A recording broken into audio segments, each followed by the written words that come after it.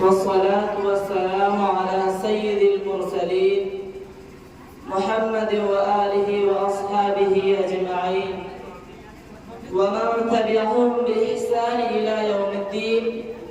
أما بعد، فأعوذ بالله من الشيطان الرجيم.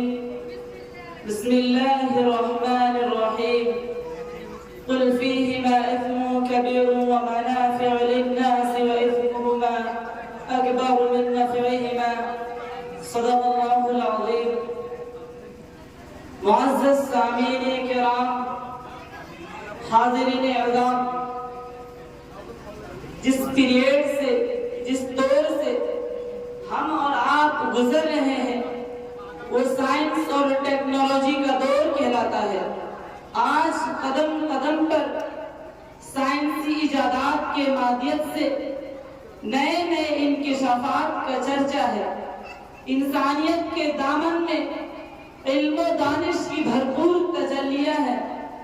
اس نے عقل انسان کی گرہوں کو کھول دیا، جس کا نتیجہ ہے کہ انسان ہواؤں کے دوش پر اڑ رہا ہے، فضاؤں میں اسٹیشن بنا رہے ہیں، چاند پر کمندیں ڈال رہے ہیں، سورج کی شعاعوں کو گرفتار کیا جا رہا ہے، زمین کے پوشیدہ خزانے کو نکالا جا رہا ہے، سمندر کے سینے کو چیر رہا ہے. غرض کے سائنس اور ٹیکنالوجی نے اتنی امپروو کی جس کے بارے میں تصور بھی نہیں کیا جا سکتا. لیکن سوال یہ ہے کہ کیا سائنسی ایجادات اسلام کے لیے چیلنج ہے؟ کیا مذہب اسلام پر اس سے کوئی حرف آتا ہے؟ کیا آلات جدیدہ کا استعمال کا حل ہماری شریعت میں موجود نہیں؟ اگر ہے تو پھر مسلمان ان کا غلط استعمال کیوں کر رہا ہے؟ میں آلات جدیدہ اور موبائل کے استعمال کا مخالف نہیں ہوں، لیکن اتنا ضرور کہوں گا اثمهما اکبر من نفعهما، but their sin is greater than their benefit.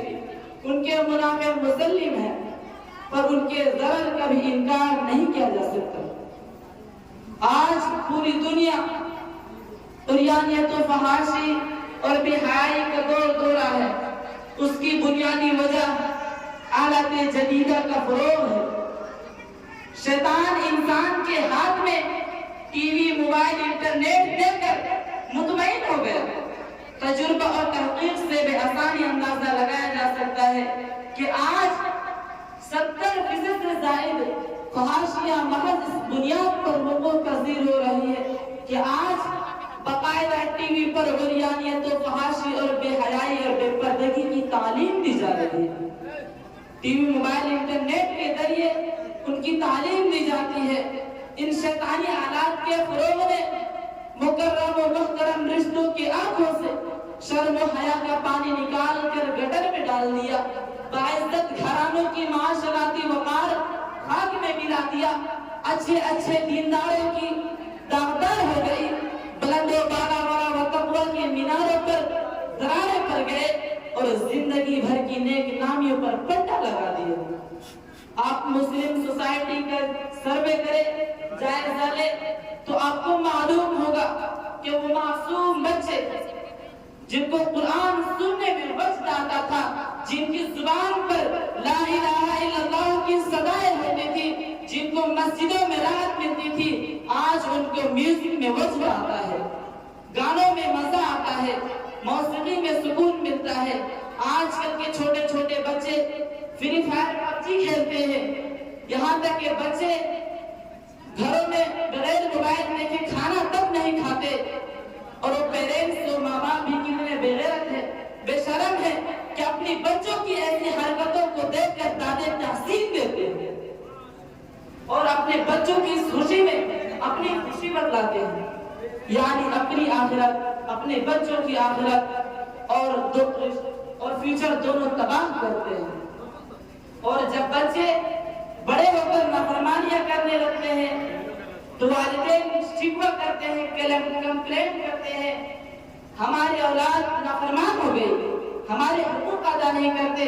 تو وہ اولاد جو اپنے رب کی نافرمان ہو جائے وہ اپنے اولاد کی فرما بردار کیسے ہو سکتی؟ سچ کہا خواجہ محمد اسلام السلام نے تبلے کی ٹھاپ پر باجے کی آواز پر ڈی جے کی جھنکار پر رنڈیوں کی آواز پر جھومنے والی ماؤں کے بدن سے خالد بن ولید، صلاح الدین ایوبی، محمد بن قاسم، طارق بن زیاد پیدا نہیں ہوتے، بلکہ خطاکار، بدکار اور نافرمان پیدا ہوتے۔ بزرگوں اور دوستوں، سڑک پر سنیما بنی کے اڈے، ہال اور ٹاکیج ہمارے نوجوانوں کو تباہ کرنے کے لیے کافی تھے، لیکن دشمنان اسلام کے ارادے اس سے بھی خطرناک تھے۔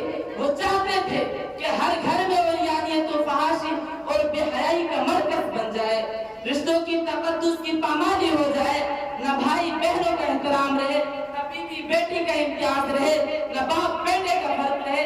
اس لیے انہوں نے ٹی وی، موبائل اور انٹرنیٹ کو ایجاد کیا۔ سامعین کرام، موبائل، ٹی وی اور دیگر آلات کے وجود نے انسان کو حقیقی خوشی سے محروم کر دیا، دل کے چین کو چھین لیا، جسمانی تقاضوں کو پورا کیا، لیکن روح کو فاقہ کی حالت میں چھوڑ دیا۔ آج پوری دنیا چین و سکون کی تلاش میں سرگردہ ہے۔ وہ یہ سمجھتی ہے کہ برہنہ تصویروں میں سکون مل جائے گا، ناچ گانوں میں سکون مل جائے گا، رقص و ڈانس میں سکون مل جائے گا، حسیناؤں کے پہلوؤں میں سکون مل جائے گا۔ تو سن لو، کان کھول کر سن لو، الا بذکر اللہ تطمئن القلوب، unquestionably by the remembrance of Allah Almighty heart are assured۔ سنو سنو، قرآن کہتا ہے، جاؤ 5 اسٹار ہوٹلے کی دھکے کھا لو، جاؤ مغرب کی گندی کلچر کی طرح کپڑے اتار دو، جاؤ بازاروں میں زنا کرتے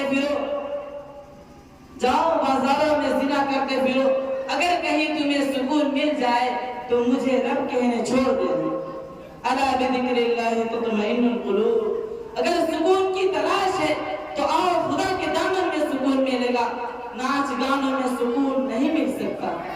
یہ آلات تمہارے جسم کو تو بنا سکتی ہے، لیکن تمہارے روح کو زندہ نہیں کر سکتی۔